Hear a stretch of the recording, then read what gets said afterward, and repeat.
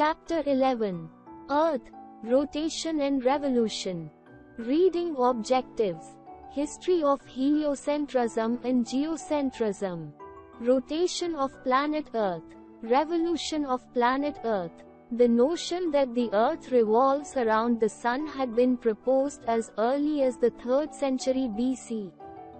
Historically, heliocentrism means that the planet Earth and other planets revolves around the Sun, whereas geocentrism means that the Earth at the center with the other planets revolving around the Sun.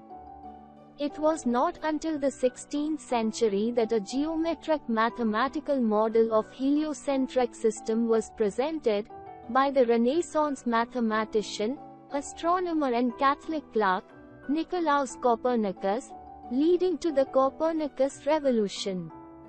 Enrich yourself. Galileo Galilei, 1564 to 1642. This great astronomer was born in Italy. He changed the way we think about the universe. He was the first person to use a telescope to look at the universe. He studied the sun, the moon, and the other planets.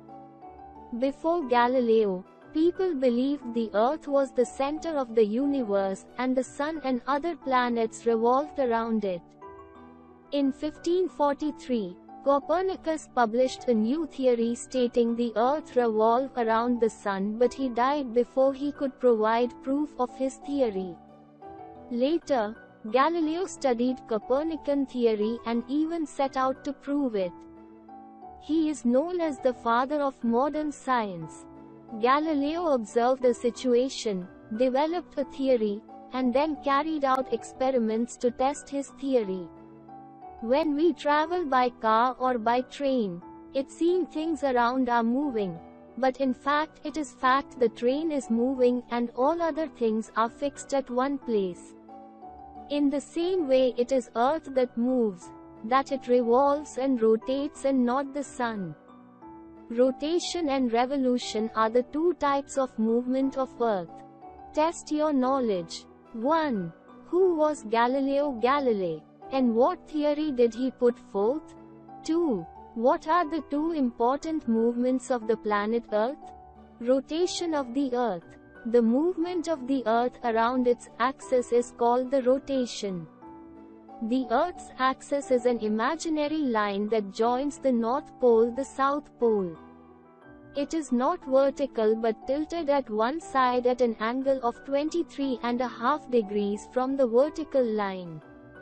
It means that the Earth's axis makes an angle of 66.5 degrees to the orbital plane. The Earth spins on the orbital plane around the Sun. This titling of the axis is called the inclination of the Earth's axis. The Earth completes one spin on its axis in 24 hours. When Earth spins on its axis, one half of the Earth's surface faces the Sun and the other half remains away from Sun. So, the face that faces the Sun has day and away from Sun has night.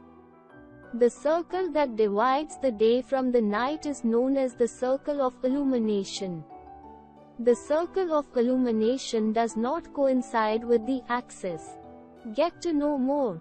Day and night. Let us perform an experiment to understand the occurrence of the structure of day and night. For this, we need a globe to present the Earth and an electric lamp to represent the Sun. In a dark room, place a globe on a table and in the front, place an electric lamp at a minimum distance. You will see that only the half part of the globe is lighted, while the other half remains in darkness. Now, rotate the globe slowly from west to east. You will notice that gradually the dark half faces the Sun and gets diffused light. Such light can be seen before sunrise and sunset, and the time is called dawn and dusk, respectively. On rotating the globe further, the dark half begins to get maximum light. This time is called morning. When you rotate the globe again, you will see that the darker parts begin to face the Sun and gets illuminated. This time is called noon. As you continue rotating, the darker parts begin to get light. The time between afternoon and dusk is called evening. At sunset, when it gets completely dark and we see the moon and stars, it is night.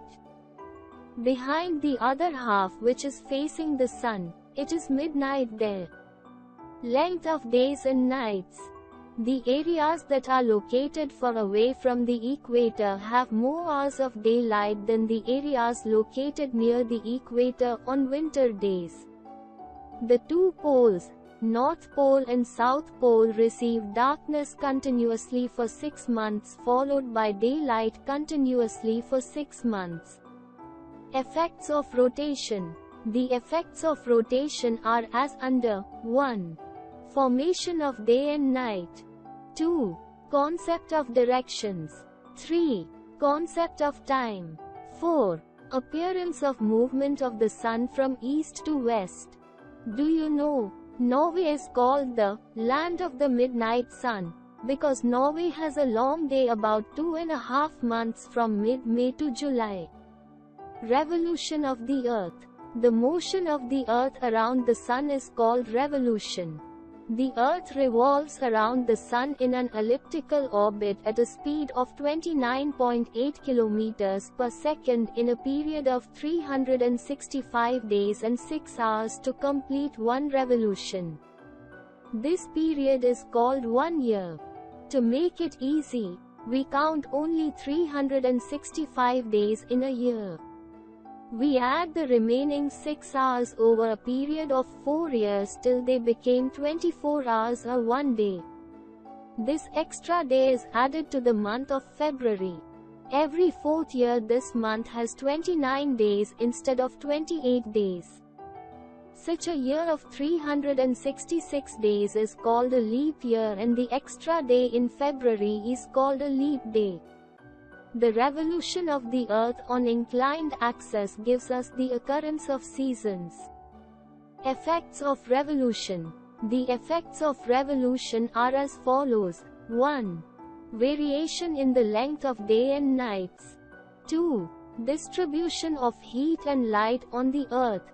3. Change of seasons. Do you know, why does the Earth spin?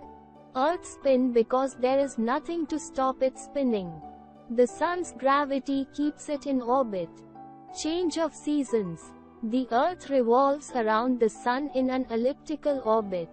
We have also known that throughout its rotation, the Earth is inclined in the same direction. On the 20th of June, the northern hemisphere is tilted towards the sun and the southern hemisphere is turned away from it. The rays of the sun falls vertically on the Tropic of Cancer, 23.5 degrees north. As a result, the large areas of northern hemisphere get more heat as the sun's rays are slanting. The places beyond the Arctic Circle experiences complete light from the sun for 24 hours. This is because the North Pole is inclined towards the sun for a period of about 6 months. This position by the Earth is called the summer solstice.